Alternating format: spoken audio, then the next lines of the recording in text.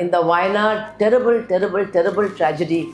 Till today, in spite of coming to the place and taking pictures with children, the Prime Minister has not actually given any help for Wayanad. The Bharat Mata is not some Hindu goddess sitting on top of a tiger with a saffron flag in her hand, you know. RSS run schools. They actually had this foot touching ceremony, touching the feet of the teachers, and not only touching the feet of the teachers, but in one school the local BJP leader was called and the children were asked to touch his feet also.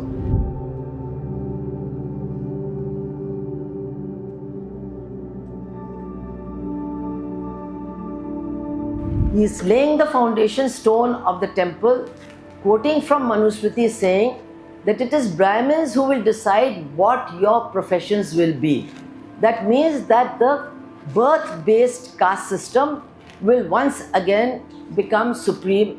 That is what Mohan Bhagwat said at the time of the Bhumi Puja of the Ram temple in 2019. Mr. Amit Shah decided to change the nature of Kerala's most popular festival, and that is the festival of Onam. He printed greeting cards and distributed them widely, wishing people happy Vamana Mahotsav. But the people of Kerala rejected that the biggest obstacle to the growth and development of the RSS in Kerala is the Communist Party. Don't join it, but certainly fight along with it against Manuvadi Hindutva. That Sabrimala did not become an Ayodhya because of the exceptionalism of Kerala. Still, some of that exceptionalism remains. But fortunately, that has not happened in my family. As far as I know, not a single member of my family has joined the Bharatiya Janata Party, as far as I know. So,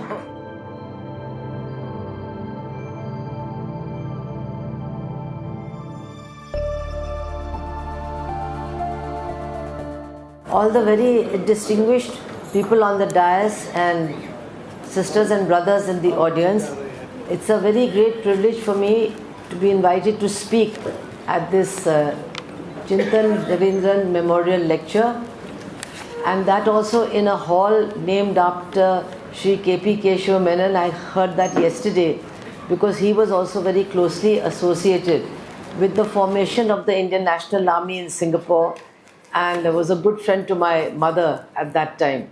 Now, actually, I have prepared a talk on this subject, but this comrade here, he wanted me to speak a little bit about my family. He says people are interested in knowing about Andakara Vadakat family. So, what I would like to say about that family is that, of course, it was a feudal family, landowning family with the Tarawad in Palghat in Tritala. But in some ways, at least, the family members that I have come in contact with, I don't know the older ones, what they were like, but they were quite democratic in their approach. And I know that Kerala was a very caste-ridden society. We all know that. It was a very oppressive society, patriarchal, caste-ridden.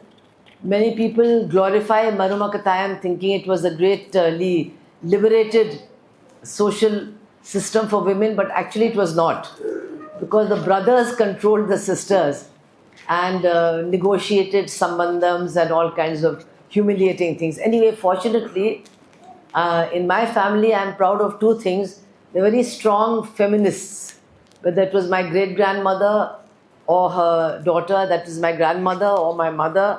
And certainly, as far as I know, we had no sambandham in our family, at least in the Andakara Vadakat, at least for 6 or 7 generations. So that is something I'm happy about. I mean, I think that poor man would have suffered also if he was brought into this household of strong women. I don't think they would have kept him there for very long, probably thrown him out. But anyway, that didn't happen. The other thing is that the whole movement of social reform and the fight for India's struggle, that also influenced my family and my home very much. But there's one incident that I would like to tell you about, and this was when my mother was about 5 or 6 years old. So it must have been in maybe 1920 or something like that. Anyway, she used to go in the summer vacation to be with her grandmother in Barkat, and she was playing, and very poor woman came with her child for some help. They needed food. So my mother went out and she picked up that small little child and she started playing with the child. So her grandmother shouted, "Don't touch that child, because if you touch that child, you will become blind." निम्बाले जी, मेरी माँ की नानी ने कहा कि वो गरीब बच्चे को मत छुओ, अगर तुम छुओगे तो तुम अंधे हो जाओगे. So, you know, it's very easy to pretend that we are all very against this system and all that, but we also close our eyes to many things. But I am proud that my 5-year-old mother, she picked up that child and she started running around the house with the child. And she told her grandmother, "Why do you tell lies? You are not supposed to tell lies. It's very bad. Nothing has happened to me. I have not become blind. So please stop telling lies." And actually, because my mother, she was a very favorite child of that family, so some amount of untouchability at least was removed from our home, I'm told, after this incident. And also the Congress movement, Gandhi's influence, that also was there.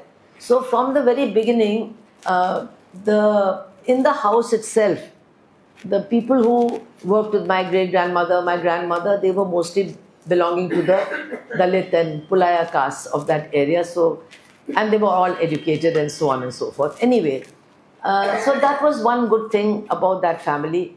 The other thing was, of course, that a lot of very strong people who made their mark in public life were born there. Not only my grandmother, Amu Swaminathan, you know that she was one of the 3 Malayali women out of 15 women altogether who was a member of the Constituent Assembly and helped to write the Constitution. And I am very proud to say that she was a great friend and a great defender of Dr. Ambedkar, even though she was in the Congress party, but she supported him in all his battles over the Hindu Code Bill and other struggles. She was his great admirer. And so on many issues, she was quite vocal in the Constituent Assembly also. That was good. And also her cousin was Kutimalu Erti, who's known as Oppa. She had a lot to do with this place, this whole Matrabhumi foundation and everything. So she was also from the same house. And then my grandmother had 2 daughters who have made a name. That is Mrinalini Sarabhai, who was a famous dancer, and my mother, who became Captain Lakshmi of the Indian National Army. So there are many things to be proud of, though I'm not very proud of the Nair feudal heritage, actually. I think that it was progressive at one time, that community, but unfortunately somewhere along the way, they became, I feel, a lot of members of our community became more concerned about their social status rather than about continuing the movement for social reform, which they had actually benefited from. But somewhere along the line, I think a lot of members of our community lost their way and have now become rather reactionary in their outlook. But fortunately, that has not happened in my family.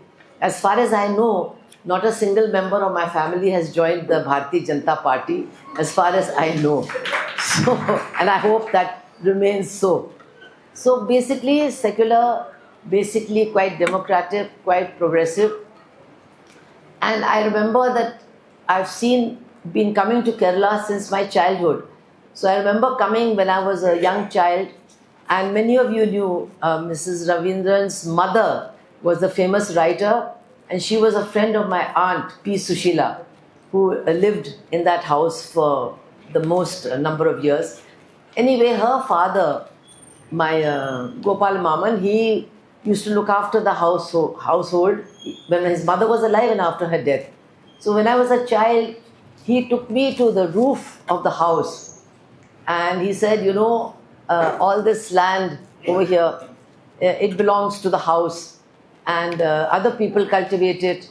and then we came down, and it was the time when after the harvest, when the tenants want to get the land again for the next season, then they have to get, at that time they have to give a lot of gifts to the landlord, arecanut, coconut, bananas. And of course, if they were nice people, I hope my family was nice, they didn't have to send their daughters. But if they were not nice people, then they had to send their daughters and their wives also in order to get the land for the next season. So I saw all this as a child. And then I used to come, and then I came in 1970. So you know that 1970 was a very crucial time in the history of Kerala after the second EMS government, when the tenancy laws were not only passed like they've been passed in the rest of the country, but they were also implemented. And the tenants got the land. So I asked my Gopala Maman, what happened to all the land? He said, Poi, it's all gone. So I said, are you sad about it? Do you feel bad? He said, we are sad, but it is right, because after all, they are the people who are working, they are the people who are spending their, their labor. And it is good, let them have the land, because all our children anyway, they have gone here and there. They all have jobs. They can survive without the land. So that was a good thing. I was happy that at least they were not horrible like other feudal people who wanted to kill to get their land back. So altogether, I am not at least ashamed of my feudal roots in Kerala. There are a lot of progressive things connected with our home, Anakara Vadakat. And so that's what I would like to just tell you, because I think that many of those things have influenced me and my thinking as a woman, as an activist, as somebody who tries to work against caste oppression and against class oppression. And therefore, my whole Kerala experience has been very inspiring for me. But today it's very, very disturbing. And that is what I want to speak about. I don't want to tell you about the BJP in UP, what BJP is doing and against the constitution, against the judiciary, all those things. Recently they removed a vice president also without telling us why he has been removed. That's the condition of democracy in our country today. So I don't want to talk to you about what they are doing all over India. I think that much of it is known and you can get that information quite easily. I also don't want to talk about the very, very anti-Kerala steps that they have been taking. Even at the time of the floods, they didn't allow the Kerala government to take donations from people who wanted to help. In the Wayanad, terrible, terrible, terrible tragedy.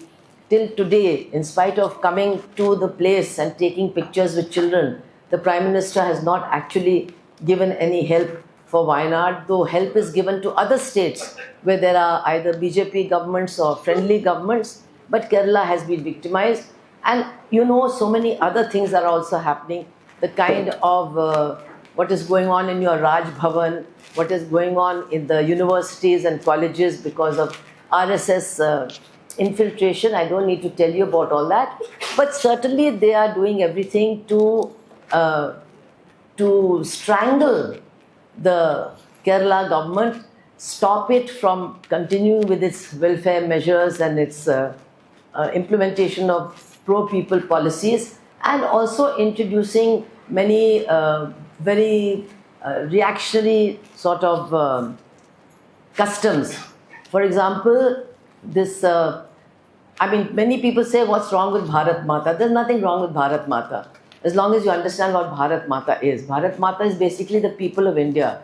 The Bharat Mata is not some Hindu goddess sitting on top of a tiger with a saffron flag in her hand, But by placing that picture, the constitutional head of the Kerala state is sending a message that the nature of this country has changed, that it is no longer a constitutional democracy, but it is being converted into a Hindu Rashtra. So that is the message that is being sent from the Raj Bhavan also. I'm very happy that people in the government and other secular people in Kerala have protested against it.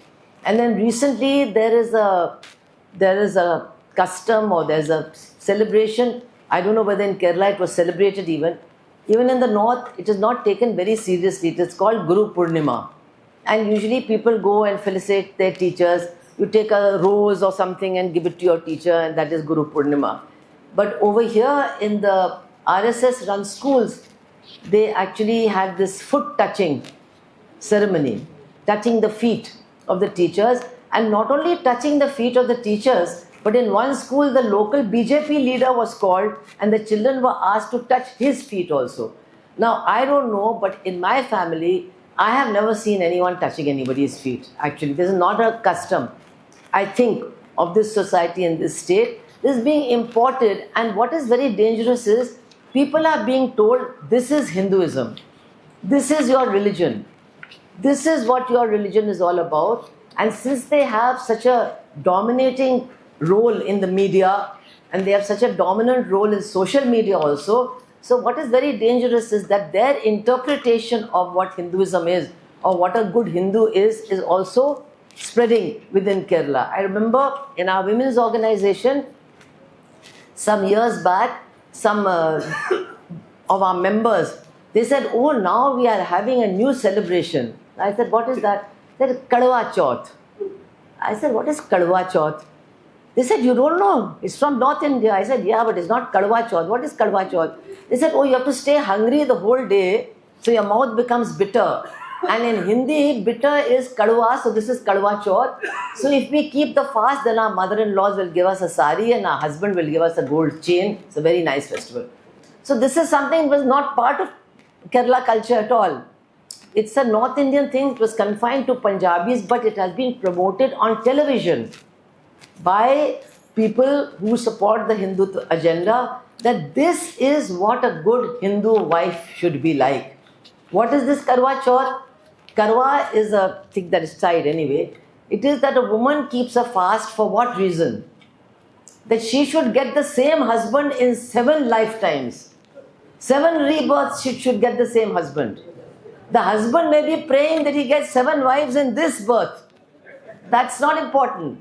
So this kind of lowering the status of women, a festival is being promoted which not only lowers the status of women but also helps the market, because you are going to get a sari, you are going to get a gold chain, or you're going to have a tea party, or you're going to put mehndi on your hands. All sorts of things are being imported, and now Kerala women are being told that a good Hindu woman is like this. A good woman, Hindu woman, is not someone who fights for her rights, but she is someone who keeps a fast for the husband. The husband doesn't keep the fast. She cannot open the fast till she sees the husband's face. Supposing the fellow doesn't come back, then she has to keep fasting. When he comes back, only she sees his face in a thing of water, and then she can break the fast. And then for 7 births, she will get the same husband. That is the greatest thing that she can aspire for. So now this to me is certainly contrary to what I think the Kerala Renaissance movement and for the freedom of women has been all about. But this is being spread through the media. It is not, they are not saying this is BJP propaganda, this is RSS propaganda, but their own understanding of what the status of women should be is being propagated as this is what a good Hindu woman should be like. And if you don't keep a fast, that means you are a bad Hindu woman, and maybe something terrible will happen to your husband. That's part of the thing. If you don't keep the fast, then your husband, something bad will happen, some accident or something. So this kind of unscientific thinking, irrational thinking, anti-women thinking, it is being promulgated, and a new interpretation of the religion itself is being, it's not being forced on people, but it is being served to them in a very nice way, like nice payasam, you know. You eat this payasam and have some Hindutva along with it. So this is the way that they work. So this is what I try to talk about. I don't usually go into a lot of academics, but for this talk today, because I read about the person whom we are remembering. He was a great thinker, great intellectual, writer, filmmaker, and I thought that I should do some homework and come here with some prepared notes so that I can talk about some serious issues.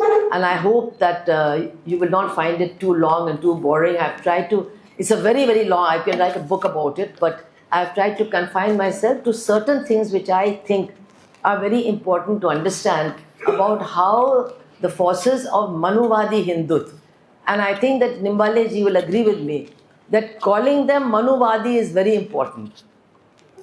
Very important. नाही का? त्यांचं नाम मनुवादी ठरलं पाहिजे. नाही का? Okay, he agrees with me. Now, why am I saying this? So now I'll start with what I'm saying. So my topic is Manuvadi Hindutva, rewriting culture, history and right to equality. I've used a lot of sources, but two important sources are, one is a long article in Caravan in 2019 by Nidhish Villat, and it's called Saffron Siege. And the other one is a book published by Leftward called Sabrimala by P.M. Jitish. They're both very important source materials. So, Manuvadi Hindutva, rewriting culture, history and the right to equality. It is a strange fact that while the RSS and its leaders have never made any secret as to what their agenda is, there are many apologists, many of them quite sincere, who repeatedly state that they are not really like that. Oh, but they have changed. You don't think they really believe that, do you? This is the kind of way in which people try to cover up what their agenda is, but they don't cover up. One of the issues on which the RSS made its thoughts very clear was their rejection of the Constitution of India when it was passed in 1949, and their determination to replace it with the Manusmriti. This is also something that its apologists, both honest and dishonest, have attempted to cover up repeatedly. It is a fact, however, that at the time when the Constitution was passed, not only did the RSS publicly burn effigies of Dr. Ambedkar and Jawaharlal Nehru in Ramlila Maidan in Delhi, but Shankar Subbar Iyer, an RSS pracharak, wrote in the Organizer an article entitled Manu Rules Our Hearts. Savarkar saw Manusmriti as the scripture that is most worshipable after the Vedas and is the basis of the spiritual and divine march of the nation. That is Savarkar on Manusmriti. Golwalkar glorified Manu as the first, greatest and wisest lawgiver of mankind. It is very strange that someone like Shashi Tharoor recently commented that the RSS has moved on, that it no longer believes this. But RSS has never said this. So it seems that maybe Shashi Tharoor is moving on, but not the RSS. It is important to remember, therefore, that on the 5th of August 2019, at the time of the Bhumi Puja of the Ram Mandir in Ayodhya, not only were the Prime Minister and the Chief Minister of UP present, making a mockery of the secular nature of our constitution, but so was RSS Sark Sanchalak Mohan Bhagwat. He made a short speech on that occasion, reciting only a single shlok from the Manusmriti in Sanskrit. I'm not going to read it in Sanskrit because I will make some mistakes, but the English translation in a well-known and well-accepted translation is, from a firstborn, that is a Brahmin, born in that country, let all men on earth learn their respective duties. So, he is laying the foundation stone of the temple, quoting from Manusmriti saying that it is Brahmins who will decide what your professions will be. That means that the birth-based caste system will once again become supreme. That is what Mohan Bhagwat said at the time of the Bhumi Puja of the Ram temple in 2019. So it was actually the foundation stone, not of the temple, but of the Hindu Rashtra that was being laid at that time, and we should recognize that. It is therefore clear that the RSS is pursuing its agenda of bringing the entire country within the confines of its Manuvadi Hindutva project, which it hopes to bring to fruition in 2025, the centenary year of its foundation. It was often thought that Kerala has a special exceptionalism Kerala is different from the rest of India, which makes it immune to penetration by the Hindutva forces. Unfortunately, this is an illusion. Kerala has a very special place in the RSS agenda, and its earlier lack of success in the electoral arena made it design a series of methods in order to create what it calls, and I'm not saying this, they say, the correct Hindu atmosphere in Kerala. It has been relentless in its implementation of these methods in the state.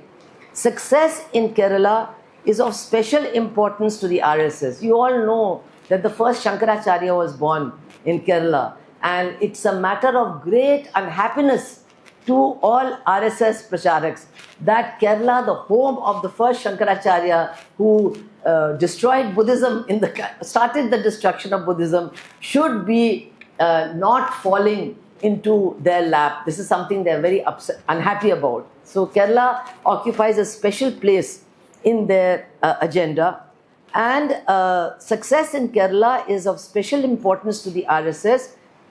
Golwalkar described Kerala as a fortress of all three enemies of Hinduism. Golwalkar described Kerala as a fortress of all three enemies of Hindutva: Muslims, Christians, and communists, the three enemies of Hindutva.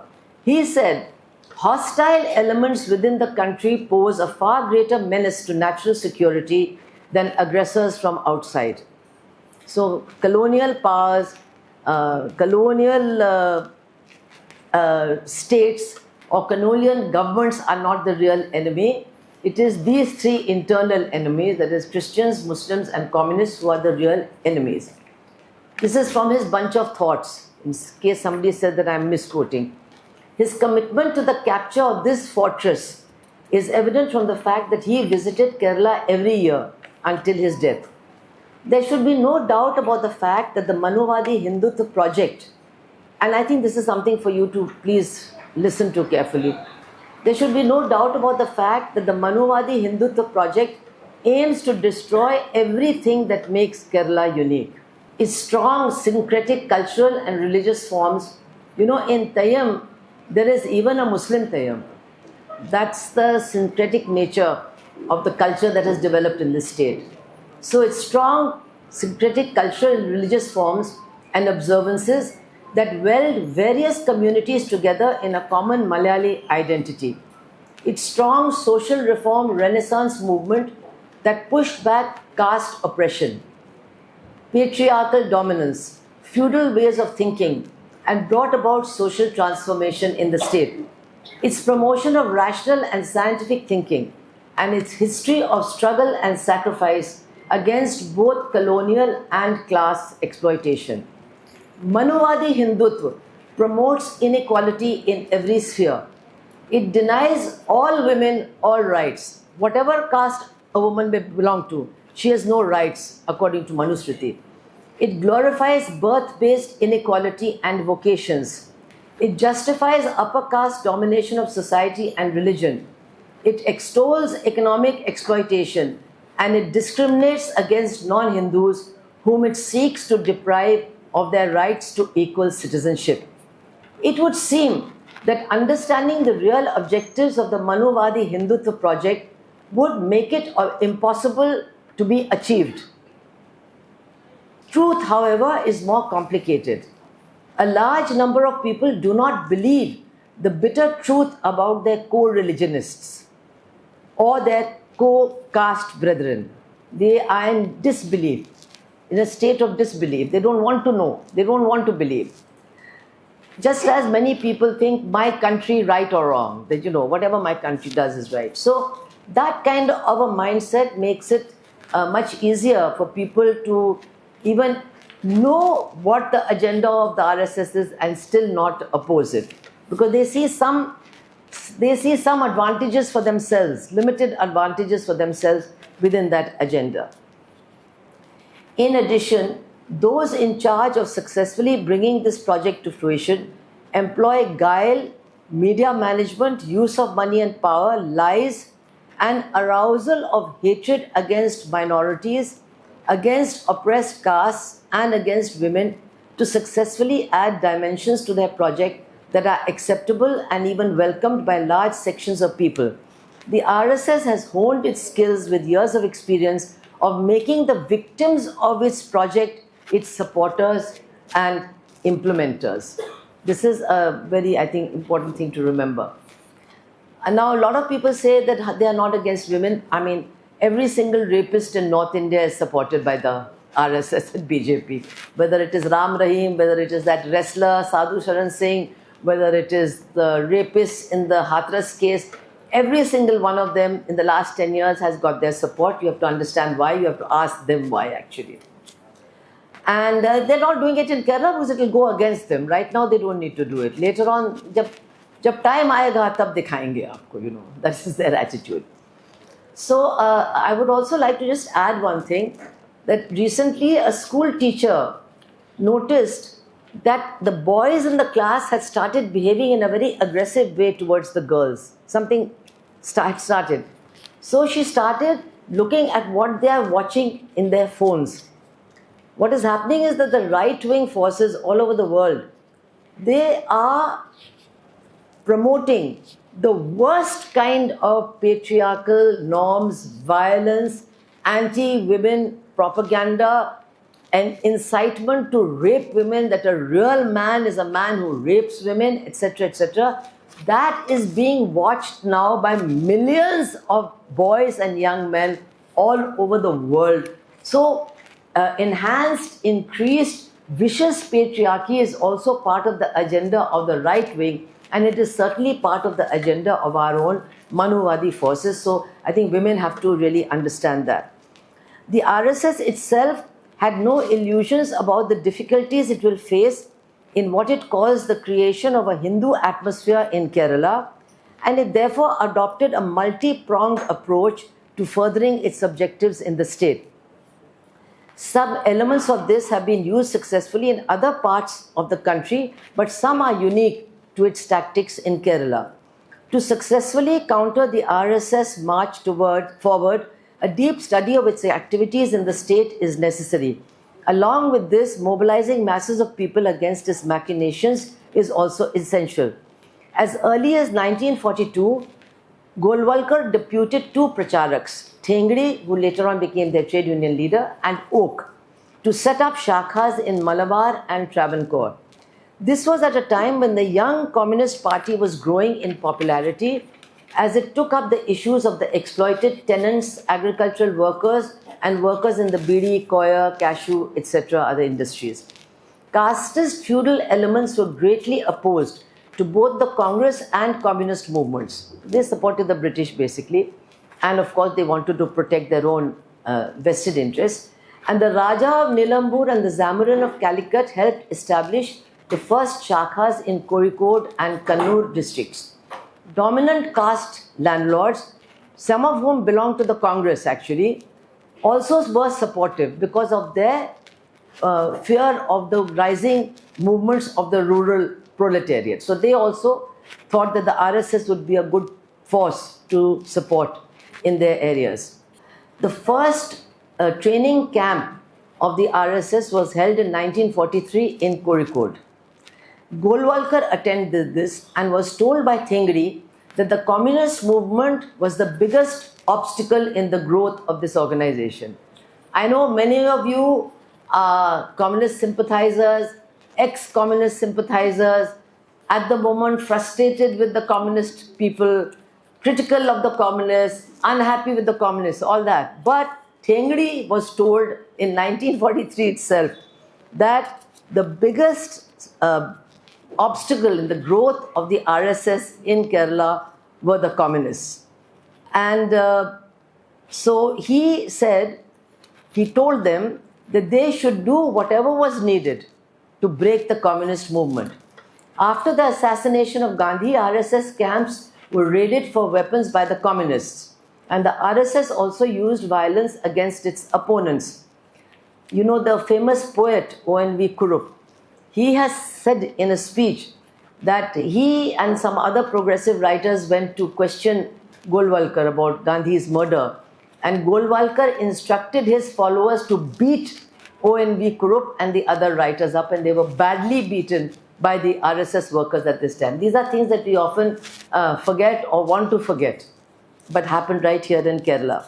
So Golwalkar justified the use of violence by using the analogy of the necessity to use the surgeon's knife to save a life. In this case, it was to save Hindu society, as they said. The role played by the RSS in the liberation struggle against the first EMS government is often forgotten. They are not mentioned, but they were very active also. Not only did its cadres play an important role in organizing the struggle and ensuring the participation of large numbers of caste Hindus, both men and women, but the liberal Atal Bihari Vajpayee, liberal in inverted commas, addressed a large public meeting in Kottayam in which he told people to overthrow the government. And when the government was removed, the RSS celebrated Vijaya Divasam all over the country. Violent attacks by the RSS were also witnessed against BD workers organized in the, they were working in the Ganesh BD factories, and the RSS helped the owner, who was their supporter, to break the union, kill some of its activists, and actually close the factories down, saying that now the workers, when they're unemployed, they will go against the communists. But then AKG and others formed the Dinesh BD cooperative, and that was also attacked violently with bombs by the RSS. And it was after AKG took up the matter in parliament and the law was passed to protect BD workers that that cooperative actually was able to function. And EMS government, among the few governments in India which implemented those new laws to help the BD workers and their cooperatives. So this is just showing their class and their caste violence that they engaged in, and that helped them actually to spread with the help of the vested interests. The communists also retaliated. I mean, no doubt about that. So, but they lost more cadres, but they were able to act in self-defense, which has not been possible in other parts of the country. Since 1948, the RSS has used temple movements aimed at uniting large masses of Hindus and targeting a particular minority community at the same time. This is necessary in order to create a strong sense of Hindu unity without erasing the inequalities of caste. See, their whole project is to make Hindus united behind them for Hindu Raj, but not to do away with the inequalities within Hindu society itself. So this is the dilemma that they have to keep repeatedly overcoming. While the placing of idols in the Babri Mosque in Ayodhya in late 1948 was the beginning of its most significant mobilization, on a temple issue, to construct, was the beginning of its most significant mobilization that bore fruit 5 decades later. The earliest such movement in South India was launched to construct a Vivekanand memorial in the southernmost tip of the country, that is Kanyakumari. And here it was being opposed by Christian fishermen, poor Christian fishermen, because that was the area which they used for fishing. So it became, in the whole of India, a Hindu versus Christian movement, and the RSS was able to collect a lot of money, a lot of support for this movement. And it was an RSS cadre from Kerala, P.B. Lakshmanan, who actually broke the cross that the fishermen, Christian fishermen, had placed on that spot. And after that, the Vivekanand Memorial was constructed. And at least I'm very proud of the fact that only one chief minister in the whole of India refused to contribute money for this campaign, and that was EMS Nambudripad. Even M. Karunanidhi contributed to the fund for that memorial. This shows how difficult it is even for secular leaders to remain firm in their defense of their constitutional responsibilities at a time when popular sentiment seems to be in favor of their doing the opposite. Of course, how much of this popular sentiment is genuine and how much the creation of media and vested interests is a question that needs serious study and attention. To make a dent in Kerala, the RSS decided fairly early that it should not concentrate on fighting elections and just trying to augment its electoral gains slowly. It realized that the composition of Kerala polity, with large numbers of people belonging to the minority communities, large sections of the majority community opposed to its politics because of its involvement in class struggles and social movements, and a strong, vibrant communist movement would not allow it to make electoral gains that would propel it to power. It therefore developed and honed its strategy of infiltrating different sections of Kerala society by various means until a situation was created that it could use for achieving impressive electoral success. It therefore concentrated its efforts on taking over temples and using them as a base for various activities that would create the Hindu atmosphere it had been feeling the lack of since its inception. It would create new and also utilize traditional observances that would not only strengthen a sense of Hindu identity, but would also erode strongly held syncretic beliefs between members of different religious communities. In addition, it would also use methods like social service in the fields of health, education, and feeding the poor to gain the support of the poorer and socially oppressed sections. Women of all classes and castes who are generally extremely religious minded, that's also because they're not allowed to be anything else. They're always allowed to go for a religious function, but they may not be allowed to go for a procession or a dharna or some other activity. So they are naturally more involved in those religious activities. So they have been specially targeted with programs of religious instructions, bhajan singing, temple visits, and regular performance of old and new rituals, while patriarchal norms and ideals of pativrata are regularly inculcated and strengthened among them. I think all of you must have seen this movie, The Great Indian Kitchen. So I think that's a very good illustration of what I'm trying to say, of the kind of social pressure that is brought on women to conform to a certain kind of behavior and certain norms. I think that's a great film actually. And the whole, you see, it was shown on OTT, so nobody went and burnt the cinema hall. But the whole description of what happens to women even today in Kerala when they're menstruating, that is also something that was very important and interesting in that film. I mean, even in many parts of North India, you don't find that kind of thing that seems to be prevalent here, at least in many families. The 2023 publication, Elections Can Wait, these are two professors from IIT, Chennai, who wrote this long article, Elections Can Wait, the Politics of Constructing a Hindu Atmosphere in South India, in Kerala. There's a study of how the RSS operates. Is a detailed analysis of the way in which organizations affiliated to the RSS have worked at various levels in Kodangallur in Thrissur district. Its work started here in 1966 with the establishment of one Shakha, and since then it has worked tirelessly in the world of the everyday, this is in quotes, and the ordinary, from the workplaces, schools and communities where the realities of Hindu nationalism are created and maintained. After its entry into the area, the RSS established branches of three organizations, Deshiya Seva Bharati, that is for social welfare, Kerala Kshetra Samarakshana Samiti for temple protection, and Vivekanand Vedic Vision Kendra. The attempt to create a Hindu atmosphere by these organizations ultimately aims at building a hegemonic and exclusivist Hindutva sociality, public sphere and subjectivities devoid of the impurities of other religions and irreligiosities of the secular ethic in Kerala society. This is in quotes.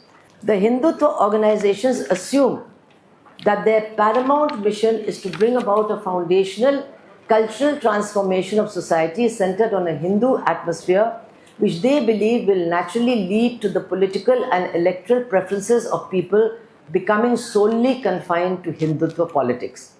The Sri Kurumba Bhagavati temple, situated in the heart of Kodangallur, dominates the area. It was closed to the lower caste people until the strong social reform movements led by the SNDP and other organizations in 1920s. After that, it started opening up. But that was the time also that there were intense peasant mobilizations against rural distress and exploitation that led to the growing influence of the communist movement. This influence has remained strong until very recently.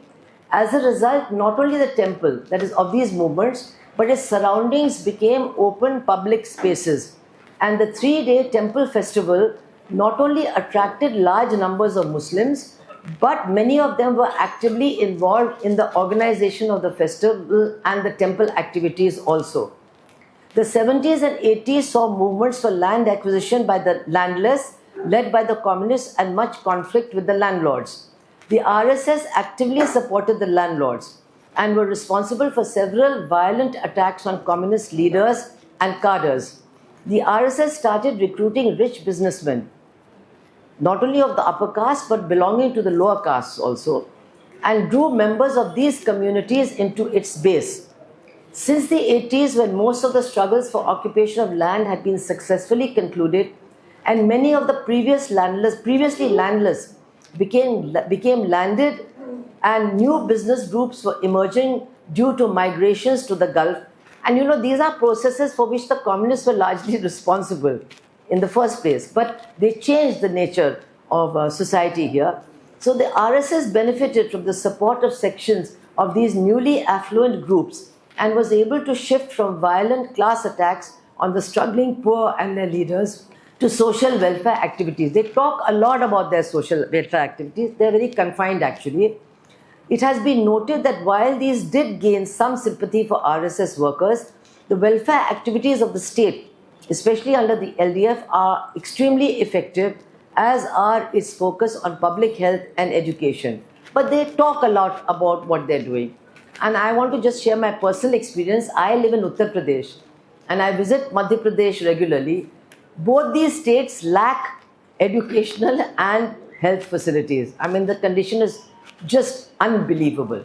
More than 40,000 government schools have been closed in 10 years in UP and in Madhya Pradesh under the BJP governments. They have closed the government schools. But in these areas, there's no social welfare activity by the RSS. So where they have achieved electoral success and hegemony, they don't bother with all this social welfare and all this business. Then you just go for the Kawad Yatra, become a rioter, go and dance in front of the Jama Masjid in Delhi and, fulfill their agenda in many different ways. So this is something to remember when people start praising that they do a lot of social work, they do welfare activities. First of all, it's very limited even in Kerala. Today I met a very, very big businessman of Kerala. And I was talking to him, he has a big CSR, he does a lot of charitable work. So I said, where are you doing it? In health and education. He said, outside Kerala, because in Kerala it's not needed. Here the government is doing everything. He just said it, he is not a CPM supporter, he just said it. It's true. So here they talk a lot about their social welfare activities. But in states where they are ruling, where there is much more need for these activities, they are completely absent from health activity, educational activity or anything of the sort. So this is something that really exposes the hypocrisy, and I think should be talked about much more. Because I hear many people saying, whatever it is, they do a lot of seva. Why DYFI does a lot of seva also? Other Mahila Samiti does a lot of seva also. Left government also does a lot of seva. But people who want to talk that they are doing a lot of seva, praise them. But actually that seva is very limited. And it is not to be seen in BJP ruled states where, as I said, this seva is needed much more. It was the focus on activities around the temple that have, however, paid the greatest dividends to the RSS in Kodangalur.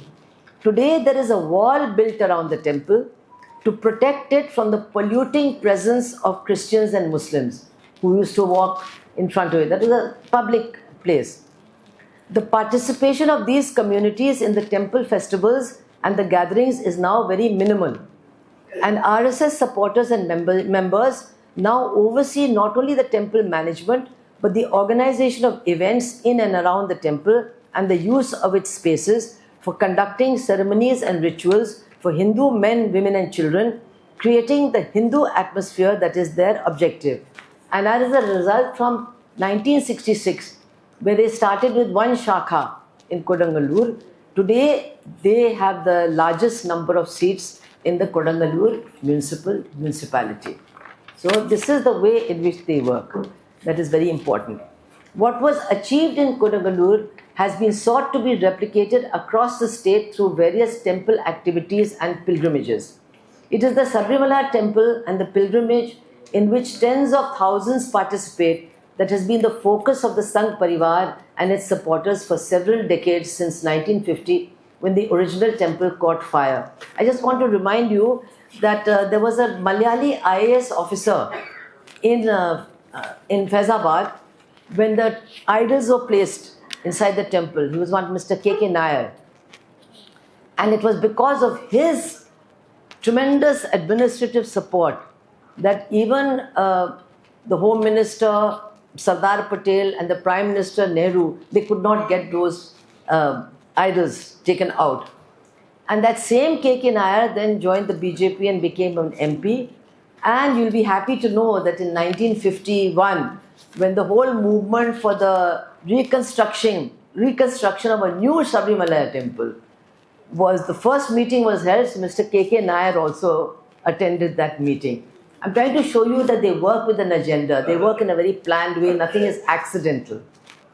And I don't want to go into the details, but you all know that the nature of the Sabrimala temple itself, the physical nature, has also changed. What was there before 1950 was there before that, and what was created and what was built, it became a more Brahminical temple with Brahminical rituals after 1950, and that is certainly due to their influence, and they formed that society also, Akhil Bharati Ayyappa Service Society. Abbas it is. So they were mainly, their people were the head of that organization. So the Sabrimala temple has been a religious site visited by members of all communities in earlier years. A Muslim friend of the deity Ayyappa, Vavar, sorry that I've typed it wrong, Vavar, that's right. So he has his own place in the rituals and the beliefs and the songs around Ayyappa. Not only that, he has a place inside the temple also. It's not an idol, it's a slab of stone there.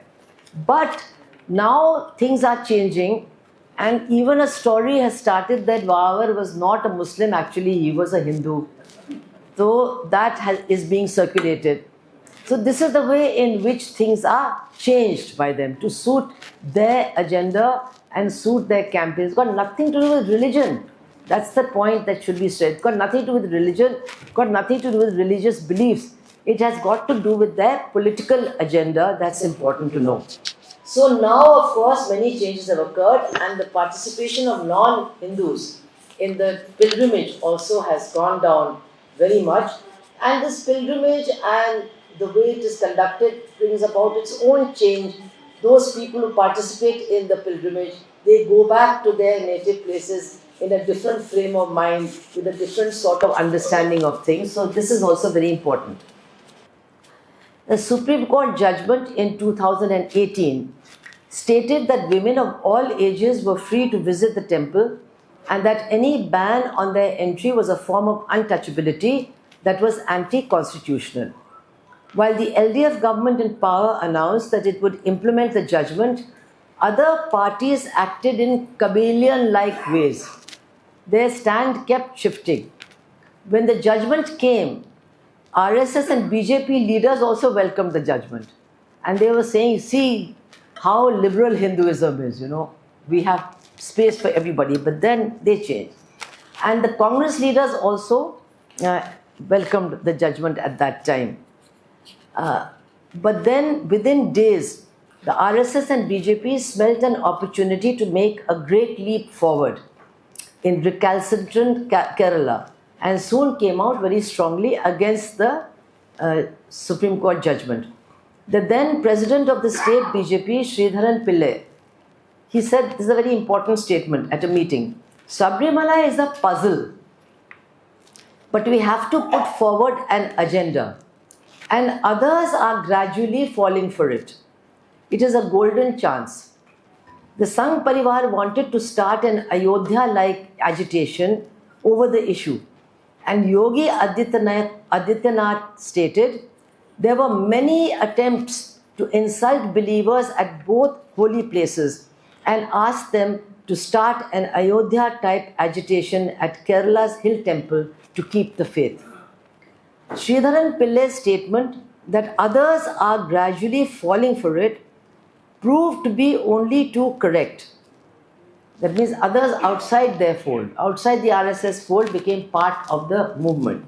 Not only did the Congress leadership, including Mr. Tharoor, have a change of heart. He changed his mind as soon as he landed in Kerala from Delhi, and they strongly supported the movement against the Supreme Court judgment, and they joined the protests. But some leaders of the Christian and Muslim communities who are also conservative in their outlook, and they also don't want Supreme Court to be interfering with their observances, they also strongly supported the RSS and its movement against the judgment.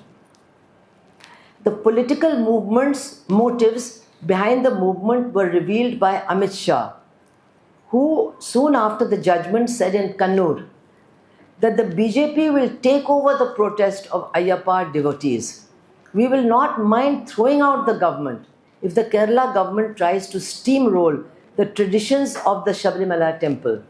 It's extraordinary that the Home Minister of the government of India, threatened to remove a state government for abiding by the decisions of the Supreme Court. Sridharan Pillai went even further and said, the protest is not against the issue of entry of women into the temple, but against the communist government in the state. Communists are trying to destroy the temple. Our protest is against the communists.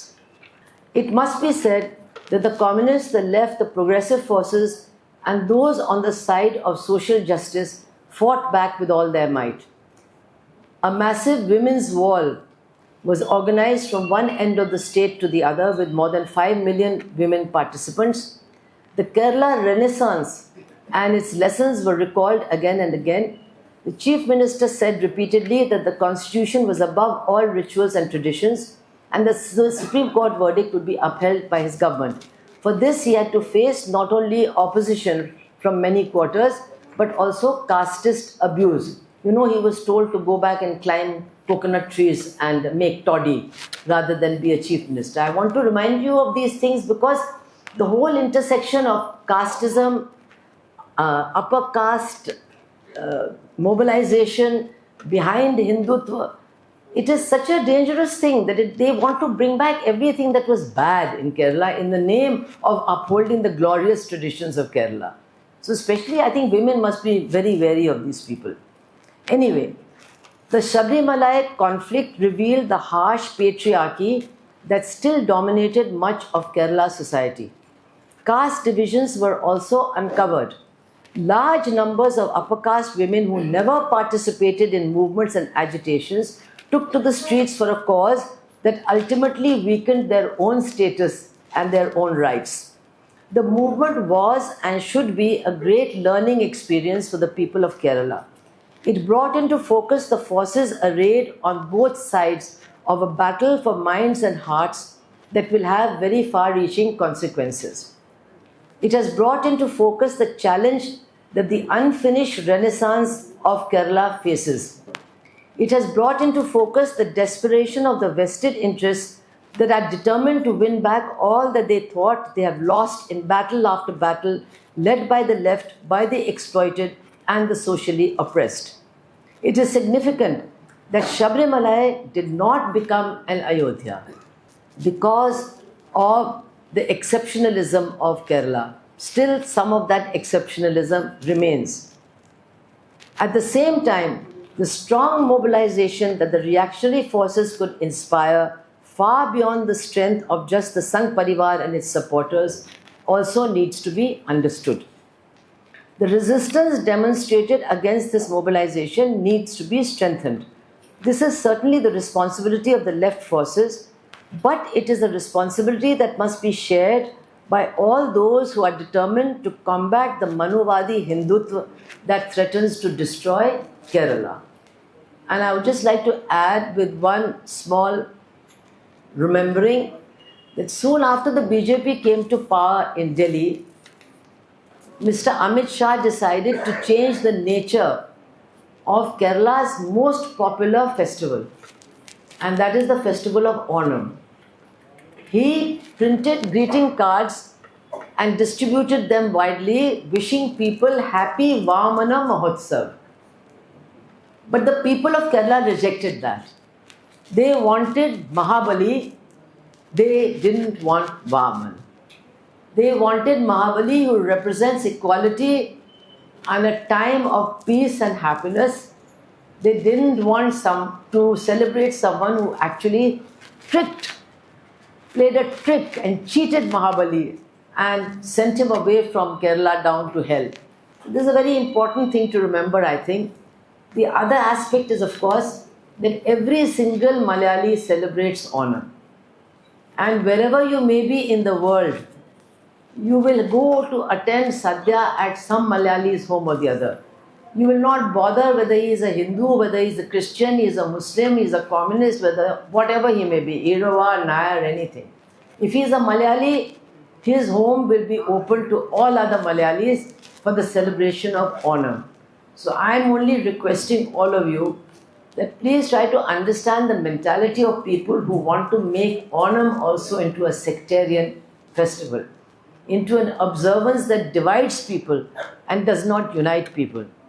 Because their agenda is actually to destroy whatever it is that makes Kerala wonderful and inspiring. And I hope all of you, in spite of being disillusioned, critical, little bit sad, little bit upset, little bit this, little bit that, will understand what Golwalkar understood, that the biggest obstacle to the growth and development of the RSS in Kerala is the Communist Party. Don't join it, but certainly fight along with it against Manuvadi Hindutva. Thank you very much.